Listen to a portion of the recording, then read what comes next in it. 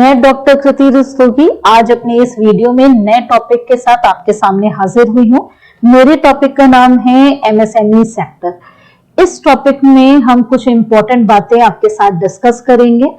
सबसे पहली बात कि कोई कैसे पहचानता है कि किसी फर्म को देखकर कि वो माइक्रो यूनिट की होगी या स्मॉल यूनिट की होगी या मीडियम यूनिट की, यानी हमारी पहचान कैसे हम बताते हैं कि कौन सी यूनिट माइक्रो, स्मॉल या मीडियम एंटरप्राइजेस कहलाती है। दूसरी इंपॉर्टेंट बात हम इस वीडियो में ये भी देखेंगे कि एमएसएमई सेक्टर का हमारी इंडियन इकोनॉमी में कितनी अहम भूमिका में है।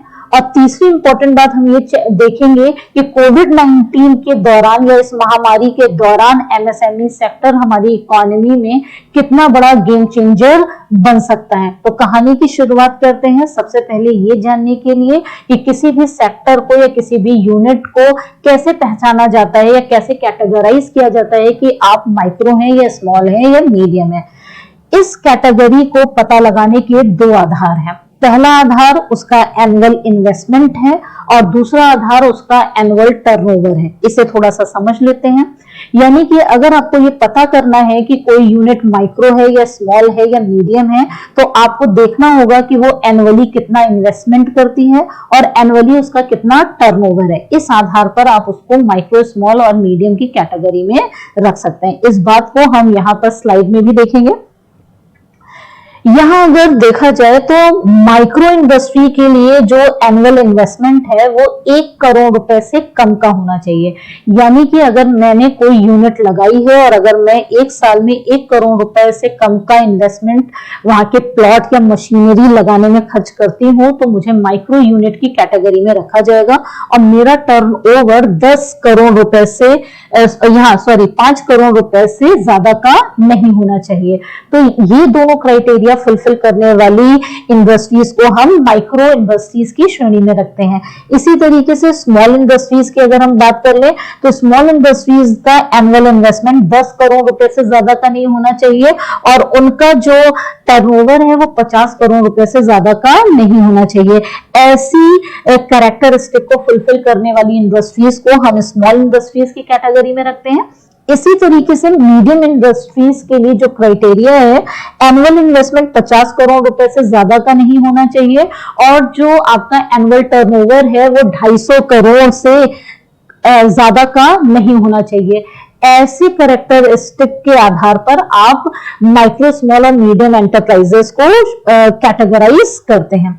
यहां पर मैं एक शब्द जो बोल रही हूं टर्नओवर, इस शब्द का भी मीनिंग समझते हैं।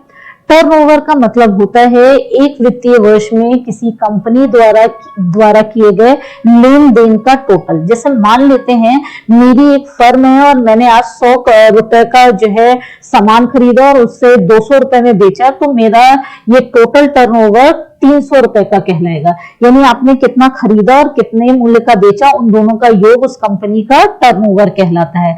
और इन दोनों आधार पर, एनुअल इन्वेस्टमेंट और ईयरली टर्नओवर के आधार पर, हम किसी भी इंडस्ट्री या एंटरप्राइजेस या किसी फर्म को माइक्रो, स्मॉल और मीडियम एंटरप्राइजेस की श्रेणी में रखते हैं। इस नई जो डेफिनेशन जो बनाई गई है, ये जुलाई 2020 में ये नया क्राइटेरिया लाया गया है। अब बात कर लेते हैं कि ये बात कर लेते हैं कि इंडियन इकोनॉमी में एमएसएमई सेक्टर की क्या भूमिका है। तो कंट्रीब्यूशन ऑफ इंडियन इकोनॉमी की अगर हम बात करें तो सबसे पहली बात करते हैं कि इंडिया में एमएसएमई सेक्टर की जो कुल इकाइयां हैं वो 63 लाख इकाइयां सिर्फ एमएसएमई सेक्टर की हैं। यानी देश में टोटल जितनी भी फर्म हैं उसमें अगर एमएसएमई सेक्टर की अगर हम बात करें तो 63 लाख यूनिट एमएसएमई सेक्टर ने ही लगाई है। नेक्स्ट अगर बात कर लेते हैं टोटल एम्प्लॉयमेंट कितना जनरेट किया है एमएसएमई सेक्टर ने, तो 10 करोड़ लोग एमएसएमई सेक्टर में एम्प्लॉयमेंट प्राप्त किए हैं। यानी रोजगार सृजन करने में 10 करोड़ रोजगार एमएसएमई सेक्टर के द्वारा सृजित किए गए हैं। आगे अगर हम बात कर लेते हैं हमारे देश में जितना एक्सपोर्ट होता है उसमें एमएसएमई सेक्टर का 40% का कंट्रीब्यूशन है।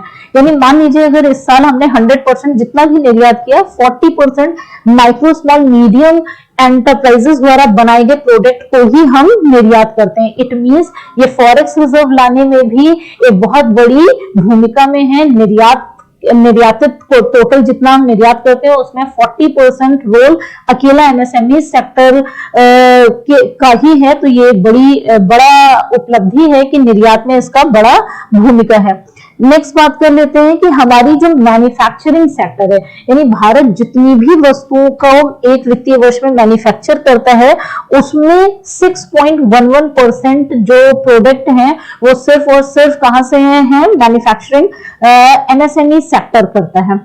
आगे बात करते हैं शेयर एंड सर्विस सेक्टर, यानी कि जो हमारी जीडीपी में टोटल सर्विस सेक्टर का जो कंट्रीब्यूशन है, मान लेते हैं हमारी इस समय सर्विस सेक्टर का कंट्रीब्यूशन जीडीपी में 50% है, अप्रॉक्स 50 प्लस है सर्विस सेक्टर में। उस 50% में अकेले 24% शेयर सिर्फ एमएसएमईज का है, यानी कि हमारी टोटल जीडीपी में जो सर्विस सेक्टर का कंट्रीब्यूशन है उसमें 24% कंट्रीब्यूशन एमएसएमई सेक्टर करता है। आगे अगर हम बात कर लेते हैं तो इसमें इस चीज के ऊपर और बात करते हैं कि कोविड-19 के दौरान एमएसएमई सेक्टर की कितनी बड़ी भूमिका होने वाली है, क्योंकि हम सब जानते हैं कि हमारे देश में एमएसएमई सेक्टर में 10 करोड़ से ज्यादा लोग लगे हुए हैं। इस वजह से सरकार भी ये चाहती है और निर्यात में भी इसका बहुत बड़ा कंट्रीब्यूशन है। इसलिए जब 20 लाख करोड़ रुपए के आर्थिक पैकेज की सरकार ने घोषणा की तो उसमें एमएसएमई सेक्टर को स्पेशल मेंशन किया गया और उनके लिए बहुत बड़ी राशि का आवंटन भी यही सोच के किया गया, क्योंकि इनके द्वारा बनाए गए प्रोडक्ट निर्यात भी होते हैं। ये एमएसएमई सेक्टर ज्यादा से ज्यादा जिन वस्तुओं का जो है प्रोडक्शन करती हैं वो रोजगार भी सृजन करती हैं, और जिन प्रोडक्ट्स को ये बनाती हैं ये डेली यूज की चीजें हैं जिनको लॉकडाउन की स्थिति में भी मींस इनका यूज किया जा सकता है। तो कहने का मतलब ये हुआ कि एमएसएमई सेक्टर का हमारी इस समय जो इकोनॉमिकल कंडीशन है, जैसा कि हम सब जानते हैं कि 2020-21 के फर्स्ट क्वार्टर के जीडीपी के ग्रोथ रेट के जो डेटा आए थे वो बहुत चौंकाने वाले थे। हमारे देश के फर्स्ट क्वार्टर की जीडीपी की जो ग्रोथ रेट थी वो -23.90% थी, यानी कुल मिला के हमारी जो इकोनॉमी थी वो 24% सिकुड़ी थी, यानी जितना आपका रफ्तार था आप 24% पीछे की तरफ आ गए थे। तो और अभी जब सेकेंड क्वार्टर के डेटा आए, यानी कि April May June is the first quarter, फिर जुलाई अगस्त सितंबर जो सेकेंड क्वार्टर था उसमें हमारी जो ग्रोथ रेट थी वो अभी भी माइनस बनी हुई है, लेकिन पहले की तुलना में थोड़ी ठीक हुई है। हमारी जो ग्रोथ है वो -7.5 है, और इस स्थिति से ओवरकम करने के लिए एमएसएमई सेक्टर हमारे लिए मील का पत्थर साबित हो सकता है। ऐसा मैं इसलिए भी कह सकती हूं क्योंकि वर्ष 2007-8 में जब संपूर्ण विश्व में अमेरिका की आर्थिक मंदी का प्रभाव देखने को मिला था, उस स्थिति में भारत की इकोनॉमी स्ट्रॉन्ग पोजीशन में 2 कारणों की वजह से थी। पहला, हम एग्रीकल्चरल बेस्ड इकोनॉमी थे, और दूसरा हम एमएसएमई सेक्टर हमारे लिए रीढ़ का यानी बैकबोन हमारे लिए साबित हुआ था, क्योंकि ये सेक्टर हमारे लिए एम्प्लॉयमेंट जनरेट करने में, हमारे एक्सपोर्ट करने में, सर्विस सेक्टर में, मैन्युफैक्चरिंग सेक्टर में एक बहुत बड़ी भूमिका अदा करता है। तो इस टॉपिक में हमने ये जाना कि एमएसएमई सेक्टर को आप कैसे पहचानेंगे, एमएसएमई सेक्टर का इंडियन इकोनॉमी में क्या रोल है, और इस समय जो इकोनॉमिकल कंडीशन है अगर उससे हमें ओवरकम करना है या अपनी जीडीपी की ग्रोथ रेट को और बेहतर बनाना है तो एमएसएमई सेक्टर पर हमें विशेष ध्यान देना होगा, क्योंकि इसकी जो यूनिट्स हैं वो 63 लाख से भी ज्यादा यूनिट लगी हुई है। तो इसका मतलब क्या है, ये एक लार्ज स्केल में इंडस्ट्रीज है, और अगर इसको सरकार सपोर्ट करती है तो ये सेक्टर हमारे लिए हमारी इकोनॉमी को बूस्टअप करने में बहुत बड़ी भूमिका में होगा। तो इस वीडियो में इतना ही। इस वीडियो को देखने का आप सबका बहुत बहुत शुक्रिया। नेक्स्ट वीडियो में नेक्स्ट वीडियो में एक नए टॉपिक में आपके साथ मुलाकात करेंगे। इस वीडियो में इतना ही। धन्यवाद।